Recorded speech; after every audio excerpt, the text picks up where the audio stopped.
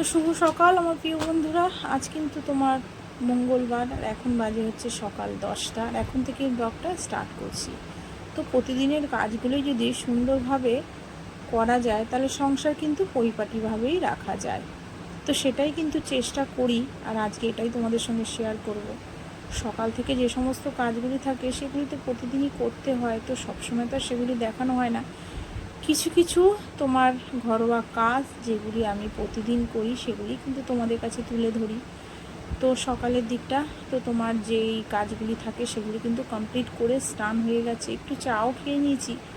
আর ছেলেকে একটু বসিয়ে পড়াতে পড়াতেই চলে এসেছিলো আন্টি, তো ছেলেকে কিন্তু শাশুড়ির ঘরে বসে পড়াচ্ছে। তো আমি এদিকে দেখো ঘরের কাজগুলি করে নিচ্ছি। আর তোমাদের তো বলি সকালের দিকটা একটু আন্টি আসলে আমার এদিকের কাজগুলি কিন্তু অনেক তাড়াতাড়ি এগিয়ে যায়।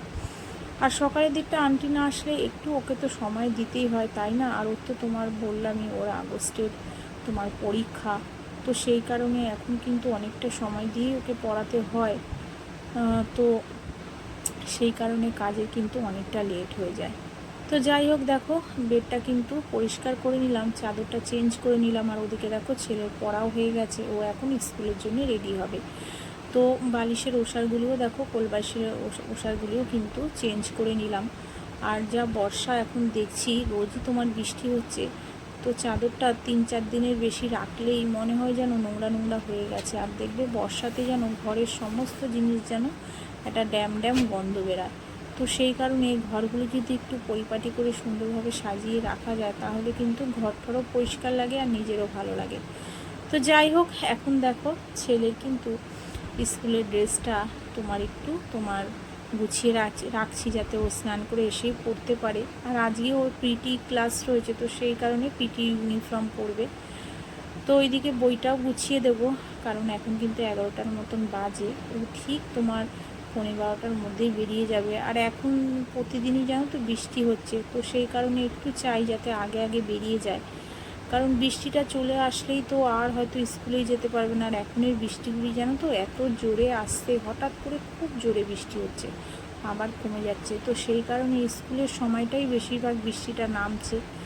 তো চাই যাতে একটু তাড়াতাড়ি করেই বেরিয়ে যাক, তাহলে স্কুলটাও অ্যাবসেন্ট হবে না। আর এখন তো পরীক্ষার তোমার আগে আগে স্কুলটা অ্যাবসেন্ট করাও ঠিক হবে না, তো সেই কারণে চেষ্টা করি একটু আগে আগে যাতে স্কুলে পাঠিয়ে দিতে পারি। আর এখন তো প্রতিদিনই তোমার মেঘ হয়ে রয়েছে, আর মেঘ মানেই এখন বৃষ্টি। তো এদিকে কিন্তু দেখো ছেলের বইগুলি কিন্তু দেখো রুটিন অনুযায়ী কিন্তু একটু গুছিয়ে দিচ্ছি, ও গোছায়। আর যদি দেখি যে ওর একটু দেরি হচ্ছে বা স্নান করছে, তো সেই কারণে আমিও একটু গুছিয়ে দিই। তো পরপর দেখো কপিগুলিও কিন্তু একটু দেখে দেখে সব গুছিয়ে নিচ্ছি, আর দেখে নিচ্ছি কোন কপিতে কি লেখা আছে বা কোনটা কমপ্লিট হয়নি, তো সেগুলি ভালো করে দেখে দেখেই কিন্তু দেখো বইগুলি গুছিয়ে নিচ্ছি। আর এটা কিন্তু আমাদের প্রত্যেকটা মায়েরই কিন্তু দায়িত্ব, ছেলে স্কুল যাওয়ার সময় একটু বই গুছিয়ে দেওয়া, খাইয়ে দেওয়া, তার ইউনিফর্মগুলি তোমার সামনে রেখে দেওয়া যাতে সে তাড়াতাড়ি পড়ে স্কুলে বেরিয়ে যেতে পারে। এটা আমাদের প্রতিটা মায়েরই কিন্তু কর্তব্য, আর সেটাই কিন্তু আমাকেও পালন করতে হয়। তো যাই হোক, ছেলে কিন্তু স্কুলেও বেরিয়ে গেছে, এবার পেয়ে গেছে খিদে। তো একটু ঘরে ছিল পাউরুটি, আর দেখো পাউরুটিটা একটু সেঁকে নিচ্ছি। তো এখন কিন্তু একটু পাউরুটিটা ডিম দিয়ে একটুখানি এপিট ওপিট করে ভেজে নেব। সকালের দিকটা এটাই টিফিন করব। তো ছেলেও খাবে না, শাশুড়িও খাবে না, তো আমি সেই কারণে একটু আমার নিজের জন্য করে নিচ্ছি। আর ঘরে একটু কলা রয়েছে, কলা দিয়েই খেয়ে নেব। বড় ছেলেকেও খেতে দিয়ে দিয়েছিলাম। আর সকালের দিকটা একটু ওদের জন্য একটু ডাল, আলু সিদ্ধ আর ডিম সিদ্ধ করে দিয়েছি, তো ওই দিয়েই ছোটো ছেলে খেয়ে নিয়েছে, আর বড় ছেলেও কিন্তু খেয়ে নিয়েছে। তো চলো এখন কিন্তু খেয়ে নিই, খিদেও পেয়ে গেছে। ঘরের কাজগুলি মোটামুটি সারা হয়ে গেছে, আর কিছুটা রয়েছে সেটা রান্নার পরে সেরে নেব। তো দেখো ঘরে বসে কিন্তু একটু খেয়ে নেবো, আর ওদিকে শাশুড়ি বসে কিন্তু তোমার কাটাকুটিগুলি করে নিচ্ছে। তো শাশুড়ি কাটাকুটিগুলি করে দেয় বলেই কিন্তু একটু কাজগুলি তাড়াতাড়ি করে এগিয়ে যায়। তো এদিকে দেখো সমস্ত কিন্তু সবজি টবজি কাটা হয়ে গেছে। তো এখন কিন্তু আমি তরকারিটা বসিয়ে দেবো। তোমাদের দাদাভাই বাজার থেকে বেশ বড় বড় চিংড়ি মাছ পেয়েছিল, তো সেগুলি নিয়ে এসেছে। কালকেও চিংড়ি মাছ করেছিলাম, তো তোমাদের দাদাভাই খাইনি, তো আজকে কিন্তু একটু চিংড়ি মাছ এনেছে, একটু আলু কুমড়ো ডাঁটা দিয়ে করব তরকারি। আর এটা করব পাঁচমিশালি একটা তরকারি। এই তরকারিটা আমি কেটে রেখেছি। তো একটু কাঁঠাল বিচি হলে ভালো হতো, তো কাঁঠাল বিচিটা শেষ হয়ে গেছে। আর নিরামিষ তরকারিতে আমার একটু কাঁঠাল বিচি দিলে না খুব ভালো লাগে। তো এখন তো এই কাঁঠাল বিচির সময়, এরপরে তো আর কাঁঠাল বিচি থাকবে না। তো যাই হোক, কাঁঠাল বিচি নেই, তো নিরামিষ তরকারিটা করবো। আর একটু চাল ভিজিয়ে রেখেছি, একটু বাঁধাকপির বড়া করব। বড় ছেলেটাও খেতে ভালোবাসে, ছোট ছেলেও খুব ভালোবাসে, তো ওদের জন্য একটু বড়া করে দেবো। তো চিংড়ি মাছগুলি দেখো ভেজে নিয়েছি।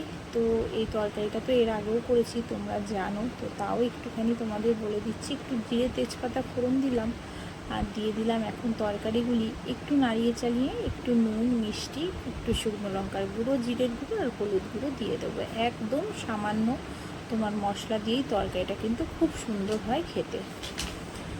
তো এতক্ষণ যেসব বন্ধুরা আমার ব্লগটা ধৈর্য ধরে দেখছো, তো প্লিজ তোমাদের বলছি, যারা নতুন বন্ধু আছো, আমার ভিডিওর যদি কোনো অংশ তোমাদের ভালো লেগে থাকে, তো প্লিজ একটা লাইক সাবস্ক্রাইব করে আমার পাশে থেকো। আর যারা করে রেখেছো তাদের অসংখ্য ধন্যবাদ, তারা অনেক অনেক ভালোবাসা। আর বন্ধুরা যারা ভিডিওটা দেখছো, প্লিজ দেখার আগে একটা লাইক করে আমার ব্লগটা পুরো ওয়াচ করো। তো অনেকেই আছো ভুলে যাও, পুরো হয়তো ওয়াচ করলে আর লাইকটা হয়তো করলে না। তো প্লিজ আগে লাইক করে তারপরে কিন্তু আমার ব্লগটা দেখো। তো দেখো, এদিকে কিন্তু রান্নাবান্না মোটামুটি হয়েই গেছে।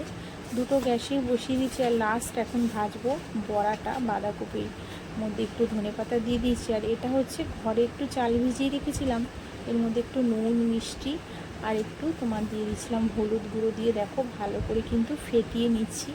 না ফেটিয়ে নিলে কিন্তু একদমই খেতে ভালো লাগবে না। আর দিয়েছিলাম একটু বেসন। তো বেশ কড়কড়ে হয়েছিল বড়াগুলি খেতে। আর ছোট ছেলে তো ছিল না, স্কুলে বেরিয়ে গেছিলো। তো বড় ছেলে কিন্তু হতে হতেই দু তিনটে খেয়ে নিয়েছে, তো ও বেশ ভালোবাসে। আর দেখো বড়াগুলি হয়েছেও কত সুন্দর। তো চলো বন্ধুরা, আজকের মতন কিন্তু ব্লগটা এখানেই শেষ করলাম। তোমরা সবাই ভালো থেকো, সুস্থ থেকো। আবার দেখা হচ্ছে আগামীকাল আরেকটি নতুন ব্লগের সাথে। তাহলে আজকের মতন সবাইকে টাটা। আর দেখো বড়াগুলি কিন্তু মোটামুটি দেখো ভাজা হয়ে যাচ্ছে, একদম কড়কড়ে হয়েছে। চালের গুঁড়োটা একটু যদি বেশি দেওয়া হয় না, তাহলে কিন্তু বেশ মচমচে হয়। আর এই সমস্ত বড়া কিন্তু তোমার ডালের সাথে খেতে বেশ ভালো লাগে। আর রান্নাবান্না তো মোটামুটি কমপ্লিট হয়ে গেছে। তো কী কী করলাম সেগুলি কিন্তু দেখে নাও। তো চলো আজকের মতো টাটা।